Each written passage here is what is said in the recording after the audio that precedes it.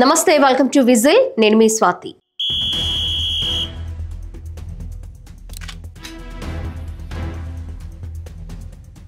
Piracy సామ్రాజ్యాన్ని ఏలిన cyber crime నేరాలకు బెట్టింగ్ యాప్ల ప్రమోషన్లకు పాల్పడిన ఐబొమ్మ నిర్వాహకుడు ఇమ్మడి రవి నుంచి పోలీసులు కీలక సమాచారం రాబడుతున్నారు.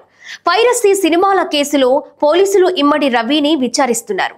రవిని అరెస్ట్ చేసిన తర్వాత మొదట కేసు విచారణలో 5 రోజులు, మళ్లీ తాజాగా మరో 3 రోజులు పోలీసులు కస్టడీలోకి తీసుకుని ప్రశ్నిస్తున్నారు. పైరసీలో ఐబొమ్మ రవికి సహకరించిన వారిని, అతడు ఏ విధంగా ఈ దందాకు పాల్పడ్డాడు అనే దానిని సాంకేతిక ఆధారాలను సేకరిస్తూ పోలీసులు పగడ్బందీగా విచారణ చేస్తున్నారు. ఐబొమ్మ రవి కేసును హైదరాబాద్ నగర పోలీస్ కమిషనర్ సజ్జనార్ చాలా సీరియస్ గా తీసుకోవడంతో పోలీసులు ఈ వ్యవహారాన్ని వదిలిపెట్టే లేదనే సంకేతం ఇస్తున్నారు. అయితే మరోవైపు ఐబొమ్మ రవికి మద్దతుగా సామాన్య మధ్యతరగతి ప్రజల నుంచి సోషల్ మీడియాలో విపరీతమైన మీమ్స్ వైరల్ అవుతున్నాయి. సజ్జనార్ వార్నింగ్ ఇచ్చినప్పటికీ సోషల్ మీడియా గొంతుకును మాత్రం ఆపలేకపోతున్నారు.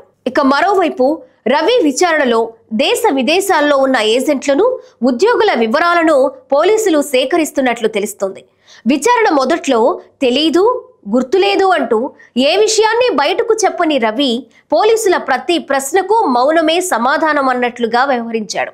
ఇక తాజాగా ఐబొమ్మ రవి పెదవి విప్పినట్లు సమాచారం. పైరసీ గుట్టు బయటపడితే విదేశీ పౌరసత్వం కారణంగా తప్పించుకోవచ్చని తను భావించినట్లు రవి అంగీకరించినట్లు సమాచారం. 6 ఏళ్ల నుండి తనను ఎవరూ గుర్తించలేకపోయారు అని భావించి తన నెట్వర్క్ మరింత బలోపేతం చేసినట్లు పోలీసులకు రవి చెప్పినట్లు తెలుస్తోంది. మొదట్లో కాస్త డబ్బులు సంపాదించాలనే ఆలోచనతో ఈ పనులు చేశానని, అది తప్పు అని గుర్తించలేకపోయినట్లు రవి పశ్చాత్తాపం వ్యక్తం చేసినట్లు సమాచారం.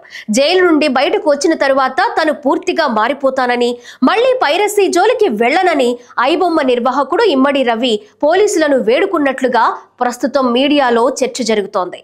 ఇది నిజమే అయితే రవి తన ఫ్యాన్స్ కు షాక్ ఇచ్చినట్లే. ఒకవేళ అదే గనుక జరిగితే ఇమ్మడి రవి తన అభిమానులందరి ఆశలపైన నీళ్లు పోసినట్లే.